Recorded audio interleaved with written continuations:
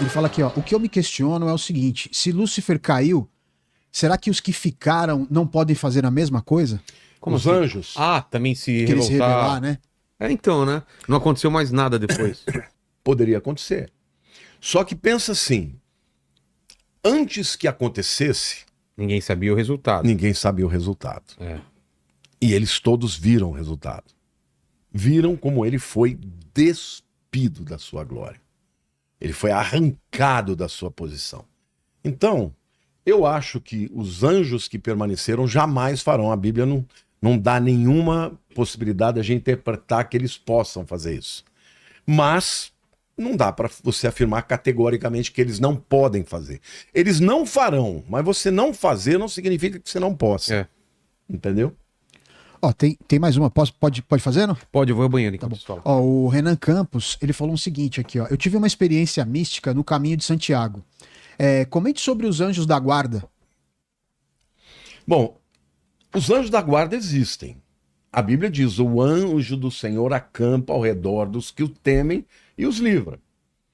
É claro isso, que na Bíblia existem vários textos que mostram que os anjos realmente existem para ministrar aqueles que são os filhos de Deus. Então, o anjo da guarda, ele acompanha a vida da pessoa. Eu acredito que desde que nasce. Acompanha, protege, guarda. Agora, a força da atuação do anjo depende do nosso coração em relação a Deus.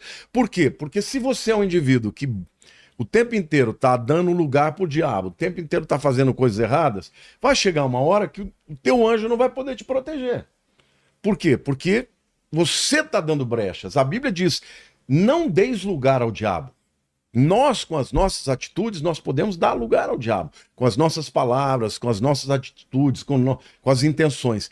Agora, eu acredito firmemente que um dia nós vamos chegar na presença de Deus e a gente vai saber dos livramentos. Nós vamos saber. Por exemplo, eu tive uma experiência, Lene. Eu era recém-convertido. E quando eu me converti, eu tinha muito discernimento espiritual. Muito. Eu não sei por que razão. Toda vez que eu chegava perto de uma pessoa que estava possessa, a pessoa ficava endemoniada. Toda vez. Eu tinha até uma namorada em Ibitinga e um dia ela me levou num lugar lá. Eu cheguei lá, a pessoa, pum, caiu endemoniada. Sem eu falar nada. E eu comecei a achar que eu era o cara. Aí eu comecei a brincar. Demônio, eu tato na base da porrada, dou chute no traseiro. Eu achava que, embora eu soubesse que o poder não era meu, eu tinha a sensação que eu era o cara para os demônios. E aí, de repente, eu comecei a enfrentar, durante umas 2 semanas, eu ia dormir, eu começava a ver coisas. Eu via, sabe essas coisas que você tem aqui no seu estúdio, psicodélica, cheio de cores? Eu via muitas cores. Eu via muitas coisas. Acordado ainda. De olho aberto. De olho aberto. Sentia cheiro de enxofre. Nossa. E aí comecei a ouvir uma voz. Que a gente sente só quando vem o mandíbula aqui, né? É verdade. Quem o Paquito também, às vezes. Que trabalha aqui com a gente. O Paquito, às vezes, também. Paquito também, né? E aí, eu comecei a ouvir coisas. Você blasfemou, porque começou a vir um monte de xingamentos. Eu pensava em Deus, vinham xingamentos. Eram pensamentos intrusivos. E eles começaram a falar: se mata, se mata. Se mata, não tem mais chance, você perdeu a salvação, blasfemou contra o Espírito. E falava, e eu lutava. Um dia eu subi na janela, no 10º andar eu morava, e eu falei: eu vou me matar. E naquela hora eu senti a presença de anjos atrás de mim me puxando. E a voz do Espírito de Deus disse: não faça isso. E quando eu voltei, eu me prostrei, chorei muito. Falei: Deus, eu não estou aguentando porque eu não consigo dormir. Eu ia trabalhar, aqueles pensamentos eram o dia inteiro. Eu não podia pensar em Deus, porque se eu pensasse em Deus, vinha um monte de palavrões. E aí eu falei: Deus, eu não vou aguentar mais viver desse jeito. Até quando o Senhor não vai me libertar? Um dia tocou o telefone, era o meu irmão. Ele morava em Belo Horizonte. Ele disse: Lamartine, Deus me mandou orar com você. Ele me mandou dizer que você é uma pessoa muito querida por ele, que ele vai fazer grandes coisas na tua vida. Só que toma cuidado. Nunca acredite que esse poder é seu. Porque senão você não vai sucumbir, você vai sucumbir diante dos demônios. Você não vai suportar. E quando ele foi falando isso, eu fui sentindo a presença de Deus e eu fui chorando. Na época eu nem contei para ele, muitos anos depois eu contei. Depois que eu fui limpo daquilo, eu nunca mais tive nenhum pensamento, nem aquilo. Mas eu sempre passei a dizer, eu tenho autoridade sobre Satanás, mas não é no meu poder, é no poder do meu Senhor. Então, os anjos... Naquela hora eu senti claramente como se eles estivessem me puxando para trás. Porque se eu tivesse me lançado ali, eu teria feito o que ele queria, né? Então, os demônios, eles atuam de maneira poderosa. Agora, voltando para a nossa lista aqui, né? Principados são territorialistas, tá? Potestades são espíritos que atuam em áreas específicas. Aquela coisa que eu disse, de um lado o dom redentivo de Deus, né? Do outro lado, a potestade vem para te levar para o antagonismo daquilo que Deus te criou para ser.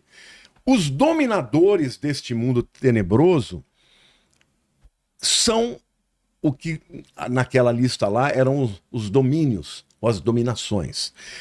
No grego é cosmocrator. Cosmocrator significa príncipe desta era.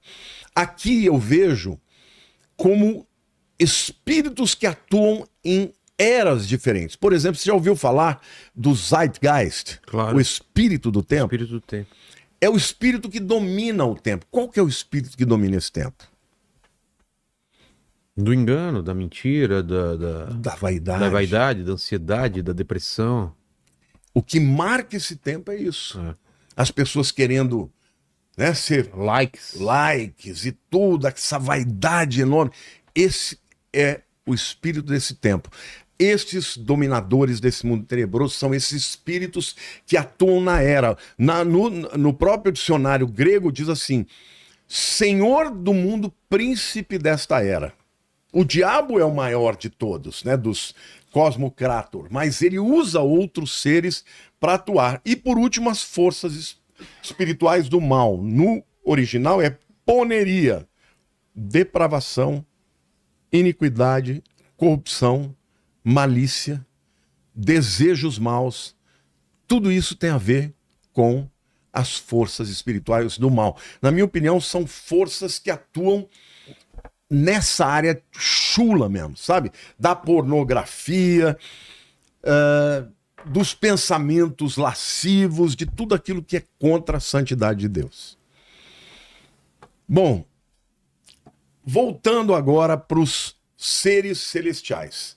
Os serafins, portanto, eles protegem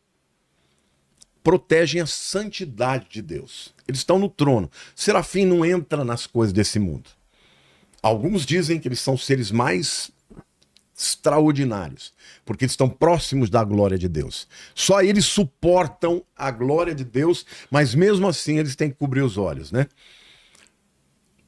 Tem a ver com santidade, o texto de Isaías 6 é o único que aparece este nome, e ele, na verdade, ele sai do altar, pega a brasa e purifica a boca de Isaías para que ele se tornasse o grande profeta que foi. Querubins. Querubins é um pouco mais interessante porque ele aparece 80 vezes na Bíblia. É muito mais... Agora, quem são os querubins? Primeiro, são aqueles que guardam a santidade de Deus também. Mas não só nas regiões celestes. Estranho, porque na representação de quadros, querubins são aqueles menininhos, né? Não existe nada mais fora. Então. Os anjinhos bonzinhos. Você acha essas pinturas que tem querubins são sempre menininhos, né? Não, não tem nada a ver. Olha aqui, ó, na Bíblia, a primeira vez que aparece os querubins é no livro de Gênesis. Quando o homem peca, depois de ter pecado, a árvore da vida, ele ia perpetuar o seu estado pecaminoso. Então Deus expulsa ele do jardim, do Éden, e ele bota 2 querubins com espadas flamejantes. Para quê? Para proteger o caminho da árvore da vida. Por isso que o homem morreu, porque ele nunca mais teve acesso à árvore da vida. O texto diz: expulso o homem, colocou querubins a oriente do jardim do Éden e o refulgir de uma espada que se revolvia para guardar o caminho da árvore da vida. Vocês querem ver onde o querubim aparece também? Na tampa da Arca da Aliança. É. Você tem como achar uma foto da Arca da Aliança? É uma imagem representativa aí, a gente mostrou esses dias. Olha lá o querubim, como eles representam. Não tem nada a ver. Isso daí eu vi também, mas é absolutamente nada. Pelo contrário, são seres poderosíssimos. Satanás era o querubim ungido, o maior deles. Tá? Eu vou ler o texto. Olha lá. Isso. Olha, essa é a Arca da Aliança. A tampa é chamada de propiciatório. A Arca da Aliança representa onde Deus habita. Ficava no Santos dos Santos. Agora, o que tem lá? 2 querubins que estão abaixados, com as asas estendidas, protegendo a santidade de Deus.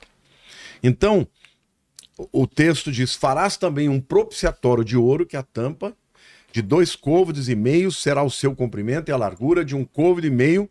Farás 2 querubins de ouro batidos farás nas 2 extremidades do propiciatório. Um querubim na extremidade de uma parte e o outro na extremidade de outra parte. A ideia é: onde está a santidade de Deus, os querubins protegem. Por exemplo, dentro do tabernáculo, o lugar fora, todo mundo podia entrar, todo israelense. Era chamado o átrio exterior.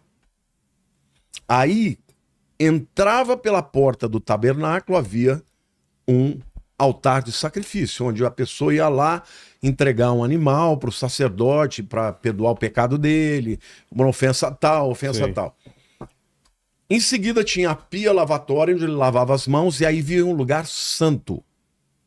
Dentro do lugar santo, de um lado tinha a menorá, e do outro lado tinha a mesa dos pães da proposição. Na frente tinha o altar de incenso. E aí tinha um véu, e dentro dos santos estava a Arca da Aliança. E quando a glória de Deus vinha, a Shekinah de Deus vinha, era no Santos dos Santos. Ou seja, Deus habitava no meio do povo, no Santos dos Santos. Quem estava guardando esse lugar? Os querubins.